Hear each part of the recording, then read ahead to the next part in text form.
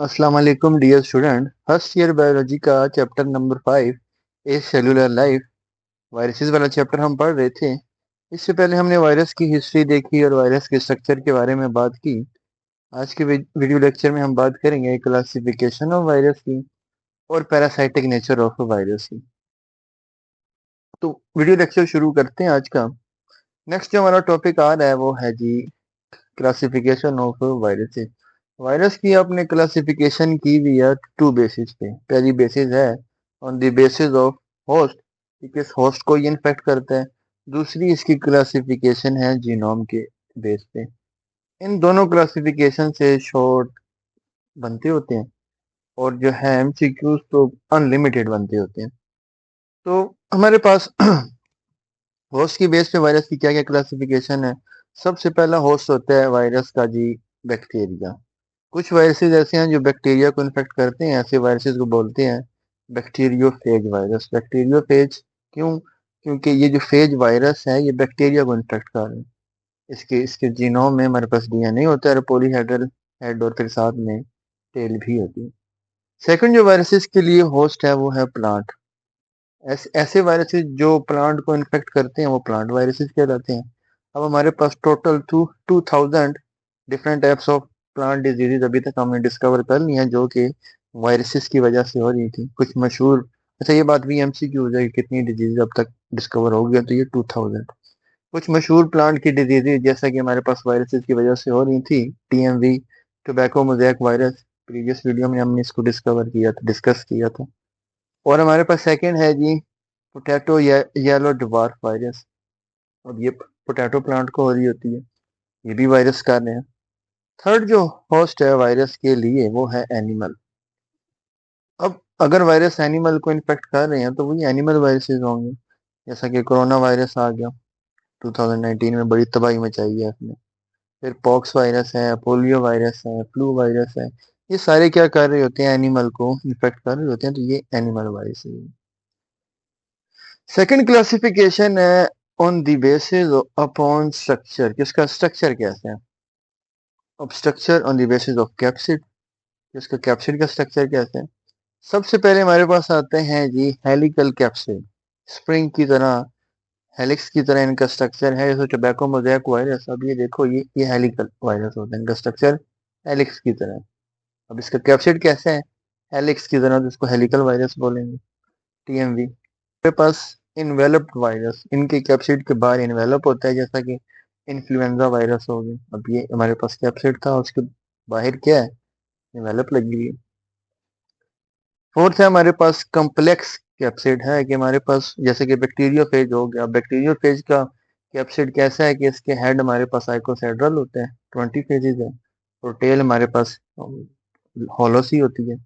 अब ये थोड़ा सा कम्प्लेक्स मान गया, कोई एक नहीं कह सकते कि हमारे पास ये कैसा है, आइकोसेड्रल है या हमारे पास ये ट्यूब्यूलर्स हैं, तो ये दोनों ही हैं, इसीलिए इसको कम्प्लेक्स कैप्सिड बोलते हैं। अब एमसीक्यूज कैसे आ जाएगा कि हमारे पास वो दे देगा कि बताओ जी इन्फ्लुएंजा वायरस का जो है कैप्सिड कैसा होता है, ये चार ऑप्शन लिख देगा। या वो कह देगा कि इन्वेलप वायरस जो है इनमें से कौन सा है, या पॉलीहेड्रल कैप्सिड किसका है, इस तरह करके वो एमसीक्यूज बनाएगा। नेक्स्ट हमारे पास है जी on the basis of genome. अब कुछ कुछ वायरसेस ऐसे होते हैं जिसमें डबल स्टैंडर्ड डीएनए है, जैसा कि पॉक्स वायरस हो गया, small pox virus. Single standard DNA भी होते हैं, जैसे माइल्ड रैश वायरसेस हो गए। Double standard RNA, diarrhoea virus. Double standard RNA क्या है?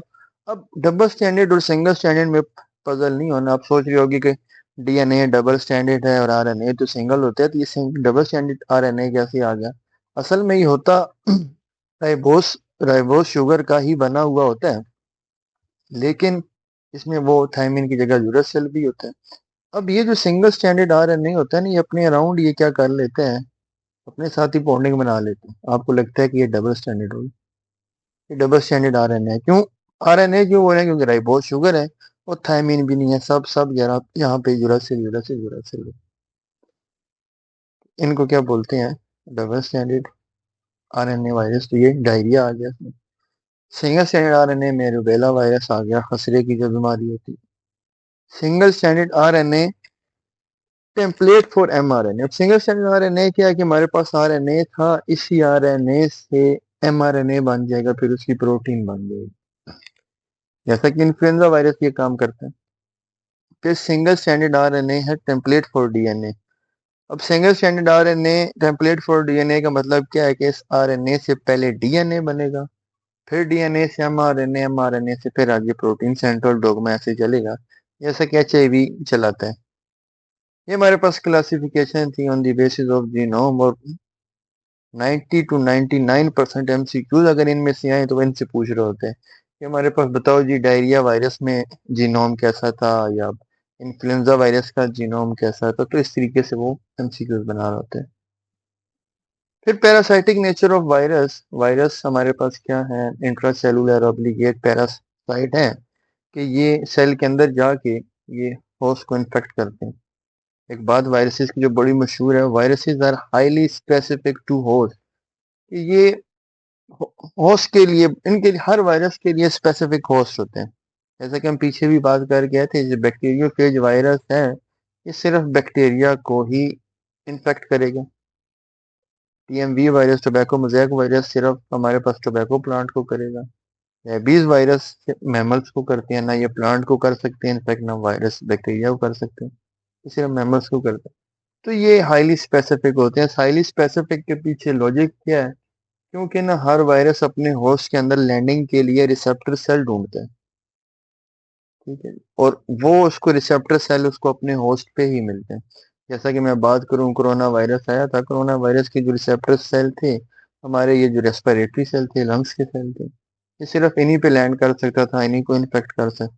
अब कोरोना वायरस किसी प्लांट को क्यों नहीं हुआ, या किसी और जानवर को क्यों नहीं हुआ, क्योंकि उनमें वो रिसेप्टर सेल ही नहीं थे, ठीक है। तो इसीलिए ये हाईली स्पेसिफिक टू होस्ट है। Some human viruses are specific to certain, अच्छा कुछ ह्यूमन वायरसेस ऐसे होते हैं जो सर्टेन टिश्यू पे सिर्फ वो एक्ट कर रहे हैं। जैसा कि मैं बात करूं एचआईवी वायरस, एचआईवी वायरस क्या करेगा, अब ह्यूमन बॉडी में जाएगा, ह्यूमन बॉडी में जाके अपने स्पेसिफिक सेल ढूंढेगा जो कि टी सेल है, हेल्पर टी सेल को ये इन्फेक्ट करते हैं। पोलियो वायरस की बात की जाए, पोलियो वायरस क्या करते हैं, ये रिप्रोड्यूस करते हैं स्पाइनल नर्व, और मेनली ये मोटर न्यूरॉन्स को ये पकड़ लेते हैं, मोटर न्यूरॉन्स जो कि इंसानों के मसल्स को पकड़ रहे हैं, कंट्रोल कर रहे हैं। अब जब वहां पे आके ये वायरस रिप्रोड्यूस करेगा, वो तो न्यूरॉन तो फारग हो गया, तो वो न्यूरॉन, वो नर्व जिस मसल को कंट्रोल कर रही थी, वो डिफॉर्म होना शुरू हो जाती है। पोलियो हाथ मुड़ना, बाजू मुड़ना, पाँव मुड़ना, ये होना।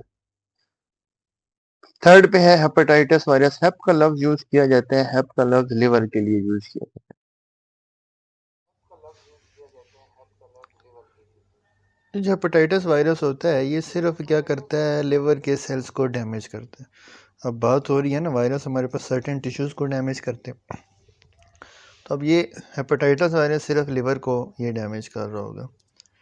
सेम ऐसे ही हमारे पास आ रहा है जी कोल्ड वायरस, जैसे फ्लू वायरसेस होगी, ये क्या करते हैं, अपर रेस्पिरेटरी ट्रैक को इन्फेक्ट कर रहे होते हैं, जिसमें हमारे पास ये नेज़ल कैविटी और फेरिंग्स वगैरह आ जाते हैं। फिर हमारे पास बात आती है होस्ट रेंज की। अब 2 किस्म की रेंजेस शो करते हैं वायरसेस, और ये शॉर्ट क्वेश्चन भी आ जाता है। वायरसेस हमारे पास 2 किस्म की रेंजेस शो करते हैं, एक नैरो रेंज है और एक ब्रॉड रेंज है। नैरो रेंज क्या होंगे कि स्पेसिफिक वायरस स्पेसिफिक होस्ट को इन्फेक्ट करेगा। जैसे मैं बात करूं human immuno deficiency virus, HIV virus, जो कि एड्स कोज करता है। अब ये एचआईवी वायरस सिर्फ इंसानों को ही एड्स कर सकता है, नैरो रेंज है ना, इसका मतलब सिर्फ एक ही होस्ट को कर रहा है। या ह्यूमन पेपिलोमा वायरस, एचपीवी, ये भी क्या करता है हमारे पास, इन्फेक्ट ओनली ह्यूमंस, ये सिर्फ ह्यूमंस को इन्फेक्ट कर रहा है। तो इसकी ये इस चीज़ को बोलते हैं नैरो। जब हमारे पास एक वायरस एक ही होस्ट को इन्फेक्ट कर रहा हो, तो ऐसी रेंज को क्या बोलते हैं, नैरो रेंज बोलते हैं। फिर हमारे पास ब्रॉड रेंज आता है। ब्रॉड रेंज में क्या है कि हमारे पास एक virus maximum numbers of mammals को इन्फेक्ट कर रहा हो। जैसे रेबीज़, पागल कुत्ते के काटने से ये बीमारी होती है, रेबीज़ वायरस कर रहे हैं। अब ये जो रेबीज़ है, it infect almost all mammals, सारे मैमल्स। किसी इंसान को पागल कुत्ता काटेगा तो इंसान भी पागल हो जाएगा, किसी जानवर भैंस को काट ले, या किसी गाय को काट ले, किसी बकरी को काट ले, तो वो सारे भी क्या हो जाएंगे, इससे इन्फेक्ट हो जाएंगे। क्यों? क्योंकि इस वायरस की रेंज है, ब्रॉड रेंज है। सेम ऐसे ही पोलियो वायरस है। पोलियो वायरस क्या करता है हमारे पास, पोलियो वायरस इन्फेक्ट करता है ह्यूमंस को और प्राइमेट्स को। जिस किसी को पोलियो वायरस हो गया, ने इन्फेक्ट किया, अब ये ह्यूमंस 20 से इन्फेक्ट हो जाएंगे, उनके भी हाथ पाँव मुड़ने लग जाएंगे, और प्राइमेट्स ये बंदर वगैरह हो गए, ये बंदरों में भी ये बीमारी आ जाती है। अब ये होता है ब्रॉड रेंज के एक वायरस हमारे पास मैक्सिमम उसको करें। Thank you for watching. अल्लाह हाफिज़।